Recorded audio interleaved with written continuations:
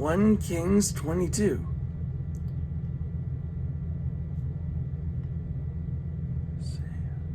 Micaiah prophecies against Ahab. Micaiah. For 3 years there was no war between Aram and Israel, but in the 3rd year Jehoshaphat, king of Judah, went down to see the king of Israel. The king of Israel had said to his officials, "Don't you know that Ramoth Gilead belongs to us, and yet we are doing nothing to retake it from the king of Aram?" So he asked Jehoshaphat, "Will you go with me to fight against Ramoth Gilead?" Jehoshaphat replied to the king of Israel, "I am as you are, my people as your people, my horses as your horses." But Jehoshaphat also said to the king of Israel, "First seek the counsel of the Lord." That's good advice. So the king of Israel brought together the prophets, about 400 men, and asked them, "Shall I go to war against Ramoth Gilead, or shall I refrain?" "Go," they answered, "for the Lord will give it into the king's hands." "Go," they answered, "for the Lord will give it into the king's hand." But Jehoshaphat asked, "Is there no longer a prophet of the Lord here whom we can inquire of?" The king of Israel answered Jehoshaphat, "There is still one prophet through whom we can inquire of the Lord, but I hate him because he never prophesies anything good about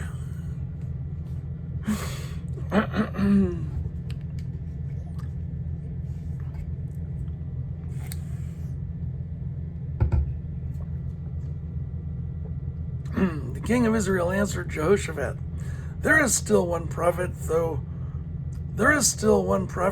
whom we can inquire of the Lord, but I hate him because he never prophesies anything good about me, but always bad. He is Micaiah, son of Imlah." "The king should not say such a thing," Jehoshaphat replied. So the king of Israel called one of his officials and said, "Bring Micaiah, son of Imlah, at once." Dressed in their royal robes, the king of Israel and Jehoshaphat, king of Judah, were sitting on their thrones at the threshing floor by the entrance of the gate of Samaria, with all the prophets prophesying before them. Now Zedekiah, son of Kenana, had made iron horns, and he declared, "This is what the Lord says.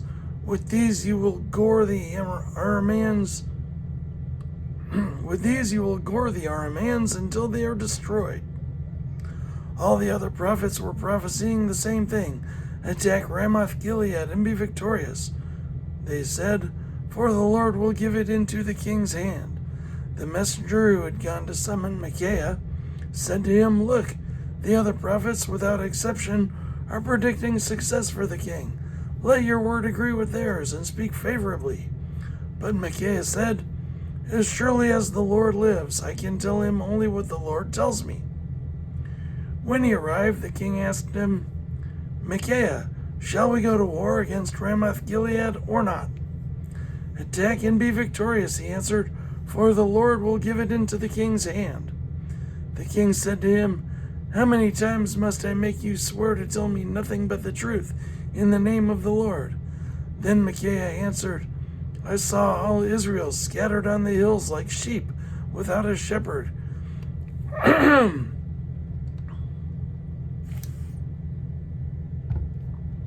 Then Micaiah answered, "I saw all Israel scattered on the hills like sheep without a shepherd. And the Lord said, 'These people have no master. Let each one go home in peace.'" The king of Israel said to Jehoshaphat, "Didn't I tell you that he never prophesies anything good about me, but only bad?" Micaiah continued, "Therefore hear the word of the Lord. I saw the Lord sitting on his throne with all the multitudes of heaven standing around him on his right and on his left. And the Lord said, 'Who will entice Ahab into attacking Ramoth Gilead and going to his death there?' One suggested this and another that. Finally a spirit came forward, stood before the Lord, and said, I will entice him. By what means, the Lord asked. I will go out and be a deceiving spirit in the mouths of all the prophets. I will go out and be a deceiving spirit in the mouths of all his prophets. He said, You will succeed in enticing him, said the Lord. Go and do it. So now the Lord has put a deceiving spirit in the mouths of all these prophets of yours. The Lord has decreed disaster for you. Then Zedekiah, son of Kenana, went up and slapped Micaiah in the face. Which way did the Spirit from the Lord go when he went? Which way did the Spirit from the Lord go when he went for me to speak to you? He asked. Micaiah replied, You will find out on the day you go to hide in an inner room. The king of Israel then ordered, Take Micaiah and send him back to Amon, the ruler of the city, and to Joash, the king's son, and say, This is what the king says. Put this fellow in prison and give him nothing but bread and water until I return safely. Micaiah declared, If you ever return safely, the Lord has not spoken through me. Then he added, Mark my words, all you people. Mark my words, all you people. Ahab killed at Ramoth Gilead. So the king of Israel and Jehoshaphat, king of Judah, went up to Ramoth Gilead. The king of Israel said to Jehoshaphat, I will enter the battle in disguise, but you wear your royal robes. So the king of Israel disguised himself and went into battle. Now the king of Aram had ordered his 32 chariot commanders, Do not fight with anyone small or great except the king of Israel. When the chariot commanders saw Jehoshaphat, they thought, Surely this is the king of Israel. So they turned to attack him. But when Jehoshaphat cried out, the chariot commanders saw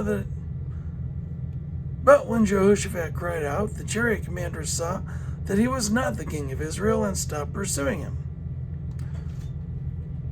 Steve, Yeah. you can mail this off. Don't put it in here. No, put it in that one. And this, where? That was only Third one. third one. Mm-hmm. Even though, but it's stamped. Oh, put it in the first one. First one. You're awesome. Thanks, Steve. Have a good one. You too.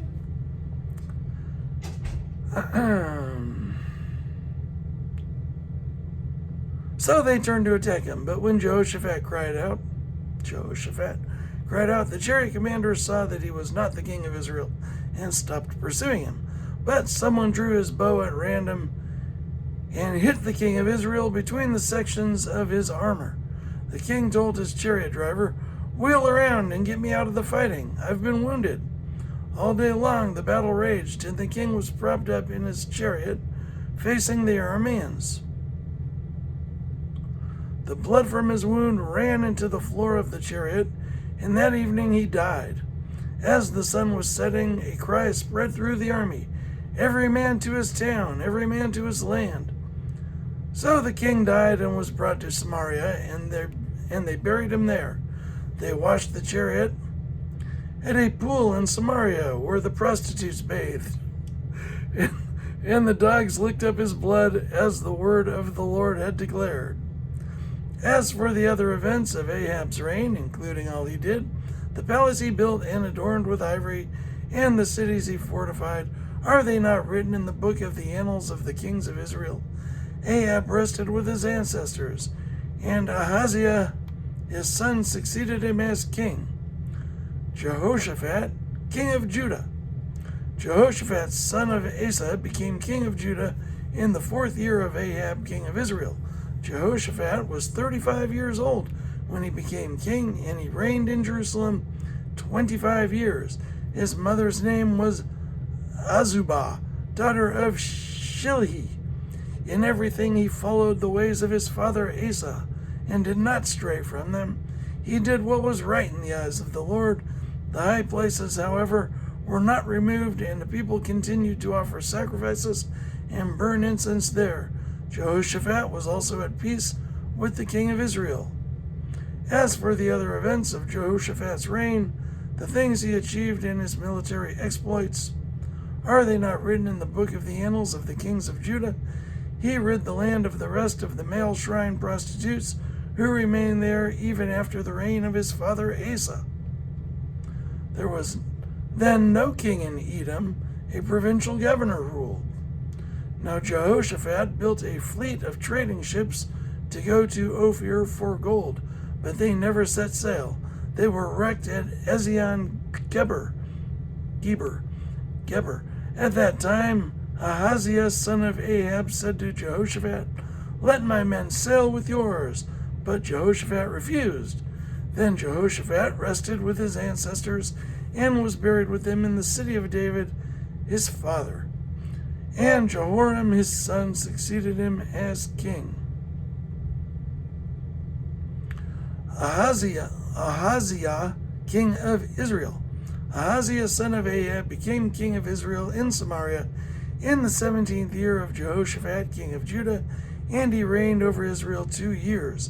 He did evil in the eyes of the Lord, because he followed the ways of his father and mother, and of Jeroboam son of Nebat, who caused Israel to sin. He served and worshipped Baal and aroused the anger of the Lord, the God of Israel, just as his father had done.